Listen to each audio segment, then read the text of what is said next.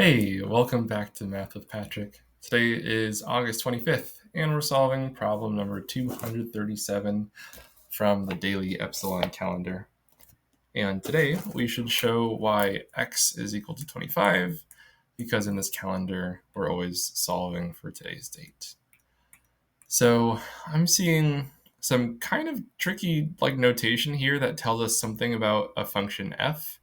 And then once we learn something about the function, we're going to plug 12 into that function, and that's going to spit out, hopefully, 25. So kind of just reading left to right, this says, for all t that are elements of the real numbers, so this just says, t is any number, between, negative infinity to infinity, essentially telling us that it could be, decimals, it could be irrational numbers. As long as it's not, a complex number, we're fine. So t could be pretty much any number at this point. We have a rule here. F of 3t plus 1 is equal to, and then I'm seeing some kind of what looks like a recursive function, but I'm really only talking about two of these base cases, f of 1 and f of 0.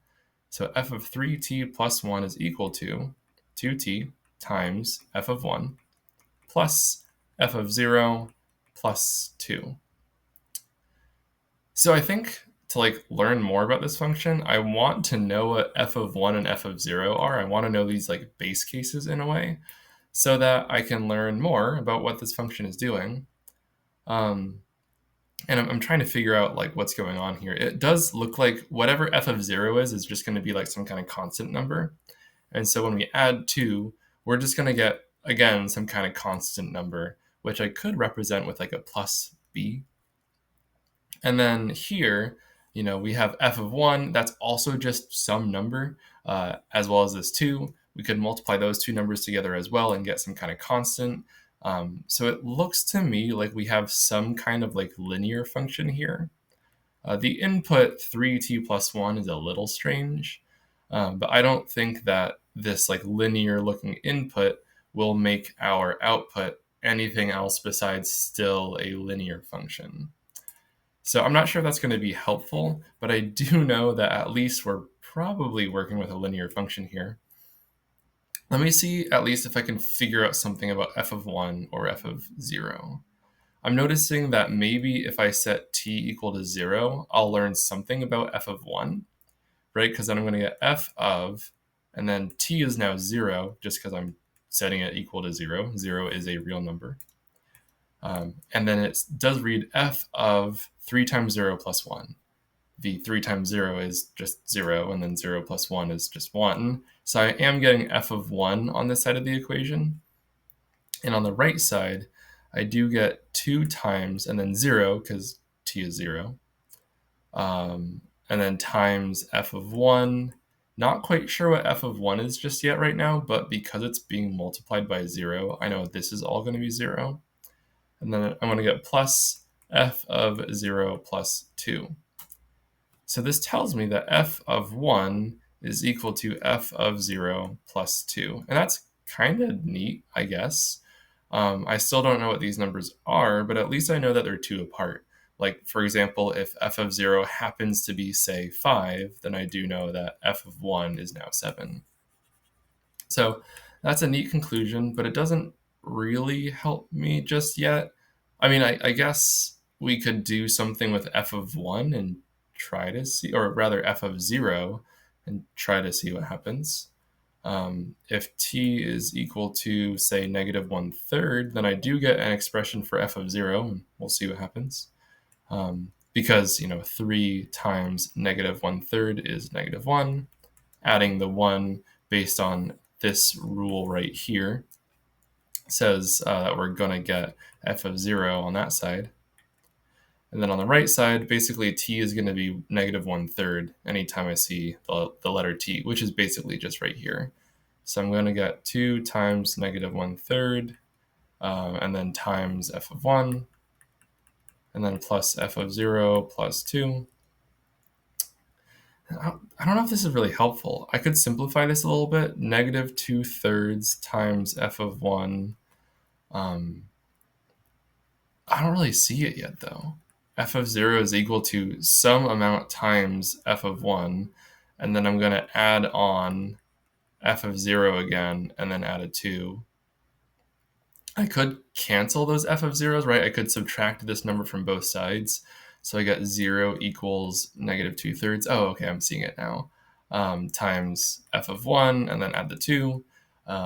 Maybe we could isolate this f of 1 to learn more about it. So I could subtract the 2 from both sides. We get negative 2 equals negative 2/3 times f of 1. We can multiply both sides by the reciprocal of this fraction to cancel it out. So if I multiply the left side by 3/2, maybe let's make that negative to also cancel the negative sign. Then I need to multiply this side by also negative 3/2 to balance it out. That will isolate f of 1 on the right because these fractions cancel. And then I'm noticing that the negative signs cancel here, the 2's cancel there, and so we're just left with 3 equals f of 1. And that's honestly great because I really wanted to know what this number was. F of 1 is now 3. So if we plug that back in here, we can imagine that this is the number 3, and that tells me that this is the number 1. So let's go way back up to the top, and now we figured out that f of 1 is just 3, and f of 0 is just 1. Cool. Let's see if that's going to help us out here. So I could just rewrite it. F of 3t plus 1 is equal to 2t times, and then I guess let's simplify it too.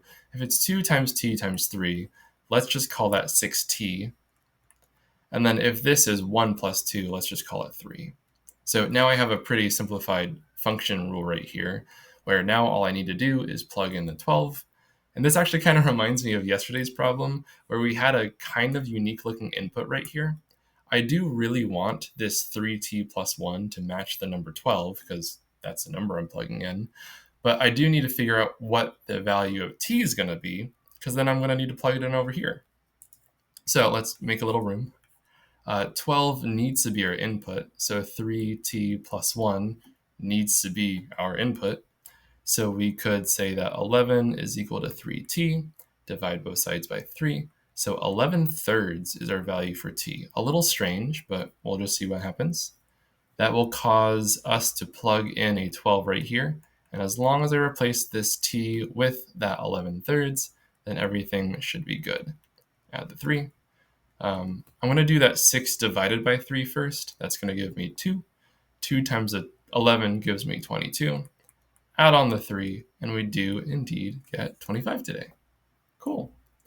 Well, there is my solution. It took a little bit of work and a little bit of guess and check. I had to just kind of guess some values for t to figure out some of those values kind of here and here for those initial values of our function.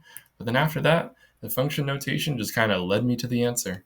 So there's the 25. Looks like we're all done, and I'll see you tomorrow. Bye.